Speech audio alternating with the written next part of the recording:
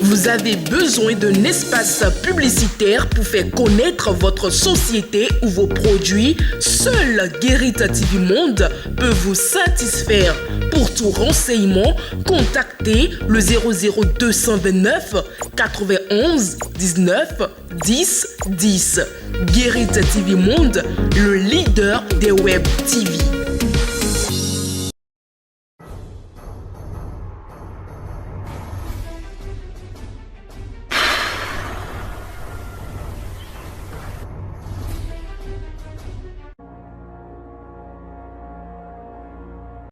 « 27 juin 2023, bienvenue à tous sur guéritvmonde.bj.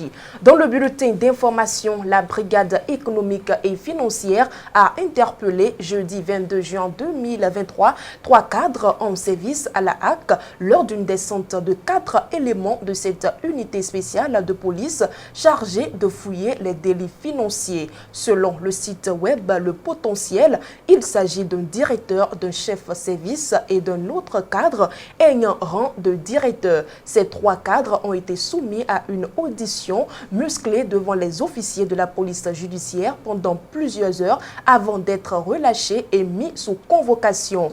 Pour l'heure, ce qui est reproché aux 3 cadres n'est pas encore connu.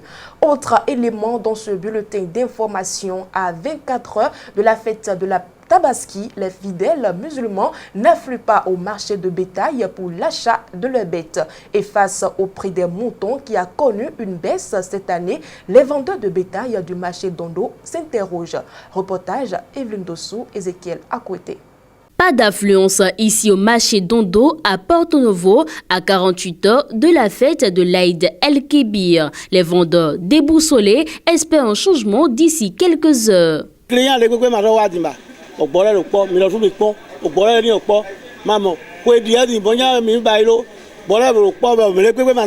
moutons sont là, disponibles au marché. Seulement, nous ne trouvons pas assez de clients. L'année dernière, c'était pareil. Chaque année, nous achetons les bêtes sans pour autant vendre. Les clients disent qu'il n'y a pas de l'argent dans le pays.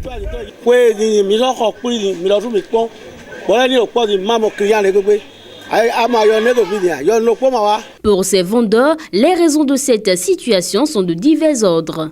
Il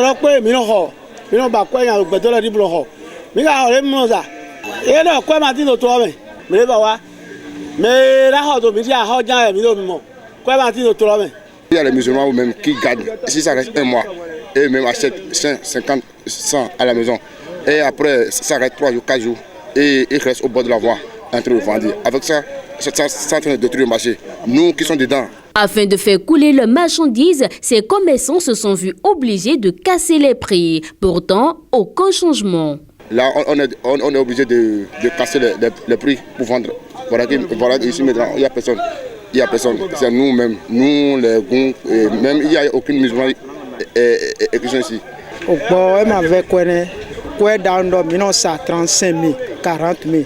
Nos moutons ne sont même pas chers. Les prix varient entre 25 000 et 40 000 et pourtant, il n'y a pas d'affluence.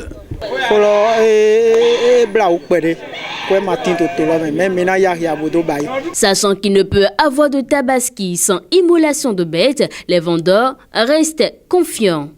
2 individus qui se font passer pour des policiers dans le but de dépouiller les populations ont été démasqués mercredi dernier. Échappés à la police lors de leur dernière tentative d'usurpation de titre, ils sont activement recherchés par la police républicaine. Dans cet élément, suivez le mode opératoire. La police républicaine est aux trousses de 2 individus qui se font passer pour des policiers dans le but de dépouiller les pauvres populations. En effet, ces 2 individus habillés en treillis et à bord d'un véhicule Almera Nissan immatriculé investissent des kiosques dans le département du Zou où ils saisissent les machines à sous. Selon le journal Le Télégramme, ils demandent après la saisie aux propriétaires de se rendre au commissariat de leur localité pour remplir les formalités afin de rentrer en possession de leurs machines. Mais ceux-ci, une fois au commissariat, ne retrouvent ni leurs machines ni les 2 faux policiers. Cependant, comme le dit l'adage, plusieurs jours pour le voleur, un jour pour le propriétaire, ils ont été démasqués mercredi 21 juin 2023. Dans leur quête d'un preneur pour une machine saisie dans un kiosque, ils tombent sur le vrai propriétaire sans le savoir. Ce dernier alerte les voisins afin que ces deux hors-la-loi soient arrêtés. Mais ils réussissent à s'échapper avant l'arrivée des policiers. Les recherches se poursuivent pour mettre la main sur ces deux divorcés sociaux. Et les condamnations pour viol sur mineurs font de plus en plus d'écho à la Cour de répression des infractions économiques et du terrorisme CRIET. Ce vendredi 23 juin 2023, c'est un homme âgé de 60 ans qui a été jugé et condamné à 10 ans de prison pour viol de sa cousine de 9 ans. Comment s'y prenait-il et comment a-t-il été découvert? Suivez plutôt ceci.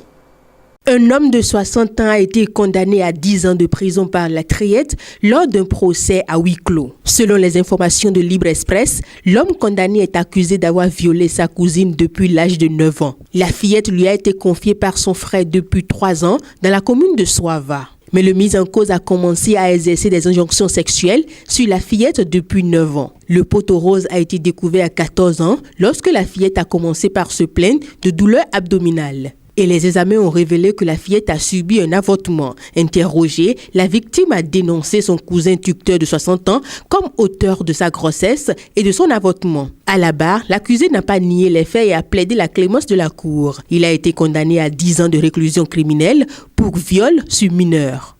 Mesdames et messieurs, avec Evelyne Dossou, nous passons aux informations sportives de ce bulletin d'information. L'équipe de reconnaissance BBC, connue sous le nom des Rouges et Blancs, a décroché la médaille de bronze lors de la petite finale de la Ligue professionnelle du Bénin, dans une confrontation contre l'équipe de Real Sport de Parakou qui s'est déroulée le samedi 24 juin 2023 à l'Institut régional de santé publique d'Ouida. Le club de Cotonou a triomphé avec un score final de 61 à 83. Toujours dans cette page des sports, l'Open de Niamey de judo senior qui s'est déroulé du 22 au 25 juin 2023 dans la capitale du Niger a rassemblé des judokas de haut niveau venus des 4 coins de l'Afrique et du monde entier. Au milieu de cette compétition intense, deux judokas béninois, Celtus Dossou-Youvo et Valentin Winator, ont réussi à se démarquer en décrochant chacun une médaille de bronze dans leurs catégories respectives. Cependant, l'absence de la sélection locale à l'Open de Niamey et à d'autres compétitions internationales comme celle d'Abidjan est due aux ennuis pécuniaires rencontrés par la Fédération béninoise de judo. Face à ces difficultés, la FBJ a décidé d'envoyer 2 judokas internationaux pour représenter dignement le Bénin. Malheureusement, les ressources limitées de la FBJ ont empêché la participation de la sélection nationale locale qui aurait pu porter haut les couleurs du Bénin lors de ces compétitions. Ainsi prend fin le bulletin d'information du 27 juin 2023. Mesdames et messieurs, on se retrouve tout de suite dans le forum de discussion.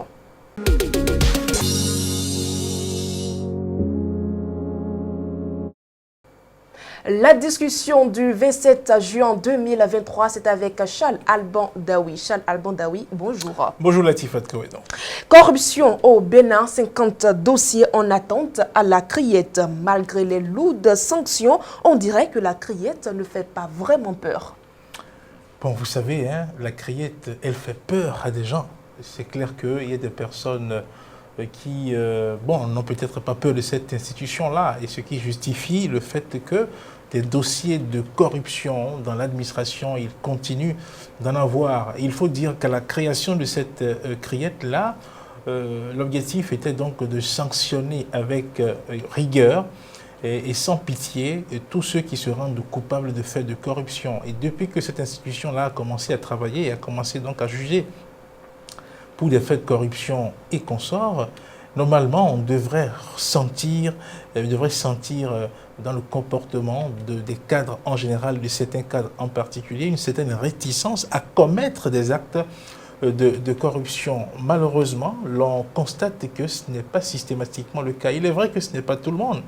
Ce sont certains agents qui tombent sous le coût de la loi. Il faut dire que, bon, dans la forêt, un arbre qui tombe fait plus de bruit que tous les arbres debout. Donc, du coup, dans l'administration, ces personnes-là qui se rendent coupables d'infractions économiques et consorts et qui se retrouvent donc devant la criette, ça donne l'impression que malgré l'existence de cette institution, malgré qu'elle frappe très fort, il y en a toujours qui commettent donc des actes de corruption. Écoutez, ça fait partie de la vie, cela va de soi. Dans la vie, quoi que l'on dise, il y aura toujours des gens qui vont enfreindre les règles. Il y en a qui pensent même que les règles sont là pour être enfreintes.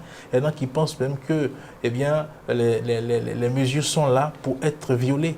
Il y en a qui pensent que oui, quand on a mis des dispositions pour sanctionner, il faut bien quelqu'un pour violer, pour qu'on sente, pour qu'on sache concrètement ce que ça fait. 10 ans de condamnation, 20 ans enlevés dans une vie, vous imaginez un peu ce que ça fait. Et donc, du coup, on se pose la question de savoir concrètement qu'est-ce qui se passe. Et que oui, malgré cela, vous savez, récemment, l'un des faits qui, moi, personnellement, m'a marqué, c'est eh bien, le relèvement de leurs fonctions de certains secrétaires exécutifs qui ont été, eh bien, et qui sont présumés coupables de certains faits qui peuvent les amener devant la criette. À peine 1 an de fonction, ces gens-là sont tombés. Donc, vous voyez, c'est un véritable problème. Cela veut dire que la lutte contre la corruption est une lutte de longue haleine. J'y arrive donc, une lutte de longue haleine. Et quoi que l'on dise, quoi que l'on fera, il y aura toujours des personnes qui vont se rendre coupables et donc de faits de corruption. Vous savez, au Bénin, on peut se rendre à l'évidence que ces dernières années, il y a beaucoup d'efforts qui ont été faits dans la lutte contre la corruption et même à travers les rapports de Transparency International, à travers l'indice de perception de la corruption, le Bénin a fait des progressions. L'indice de 2022 nous classe 72e sur 180 pays, pendant qu'en 2021, nous étions donc 78e. Donc, il y a des efforts qui sont faits, même si pour les organisations de lutte contre la corruption, notamment le FONAC, eh bien, ce n'est pas une progression très marquée, c'est une progression en dents de scie. On aurait voulu que, oui, on soit classé peut-être 10e sur 180 pays. Donc, quoi que l'on dise, quoi que l'on fera, il y aura forcément des gens qui vont toujours tomber sur le coup de la loi et ça fait partie aussi de la vie. Charles Alban Daoui, si certains cadres n'ont pas peur de la criette, qu'est-ce qui peut bien justifier cela? Oui, vous savez, hein, il y en a qui, avec leur position, se sont animés. Vous savez, l'argent, tout le monde cherche à avoir de l'argent. C'est légitime que de vouloir avoir de l'argent. Maintenant, par quel moyen on veut avoir de l'argent? Parce que souvent, dans tout ce qui se passe, ce sont des cas, eh bien, c'est des ressources de l'État qui sont en jeu. Et ces ressources-là, c'est parce que les intéressés veulent se les approprier, parce qu'ils trouvent que, oui, dans leur position, en dehors de ce qu'ils gagnent comme salaire, il faut bien qu'ils aient des à côté, il faut bien qu'ils aient d'autres sources de revenus. Et à travers les fonctions qu'ils occupent, ils se disent, oui, on peut faire affaire, comme on le dit chez nous, on peut faire affaire sur tel dossier pour pouvoir engranger des recettes complémentaires en ce qui concerne ses propres revenus. Et ce faisant même, et en voulant faire cela, on est prêt à tordre le cou à la loi, à tordre le cou à l'orthodoxie financière qui régit donc l'administration au Bénin. Donc il y a cette volonté-là de s'enrichir, il y a cette volonté-là d'avoir de l'argent, il y a cette volonté-là de vouloir vivre avec un certain niveau de vie. Et cette volonté-là est souvent plus forte que l'existence de toutes ces mesures, de toutes ces barrières qui ont été posées donc, pour freiner le phénomène donc, la corruption. Et puis socialement parlant, sociologiquement parlant, il y a de ces facteurs de notre société aussi qui encouragent quelque peu la corruption et qui amènent les gens à toujours à chercher, quel que soit le poste, quel que soit l'endroit où on les met, à chercher à tirer un intérêt de leur fonction. Parce que oui, on va leur dire, mais oui, vous êtes resté là tout le temps, vous êtes membre d'une famille, on n'a rien vu, vous n'avez rien fait en notre direction. Or, ce que le type gagne, ce que la personne gagne, ne lui permet pas peut-être d'être généreux jusqu'à cette dimension-là. Mais comme il sent une sorte de pression ou bien il y a des gens qu'on lui envoie pour lui demander des services et comme, bon, il veut la rendre. Parfois, il y en a qui cèdent à la tentation de faire ce genre de choses. Malheureusement, ça se découvre et ils sont les seuls à payer donc les pots cassés. Parce que 10 ans, 20 ans passés en prison, vous voyez, ce n'est pas de l'eau à boire. Et derrière ça aussi, il y en a qui pensent que oui, s'ils réussissent à détourner de grosses sommes, ils peuvent cacher ces sommes-là quelque part, et quand même on les aura condamnés, si Dieu leur prête toujours vie, une fois qu'ils vont sortir, ils pourront disposer de ces fonds-là et faire leur Java, comme on peut le dire. Donc, il y a beaucoup de facteurs qui entourent cette situation et qui font que oui, certaines personnes, à travers leur comportement, on peut dire, eh bien oui, la criette ne leur fait pas peur. Merci à vous, Charles Alban Daoui. C'est moi qui vous remercie. C'est la fin du forum de discussion du 27 juin 2023. Chers amis internautes, avant de vous souhaiter une excellente journée en notre compagnie, arrêtez d'appeler vos épouses par des noms de choses peu chères, comme mon miel, mon chocolat, mon sucre. On dirait qu'elles ne sont pas chères. Appelez-les plutôt mon sac de riz, mon iPhone, ma Range Rover, mon puits de pétrole. Valorisez vos épouses. En tout cas, ce n'est pas moi qui le dis, c'est plutôt Robert Mugabe. Sur ce, excellente journée à vous sur guerritativemonde.bj.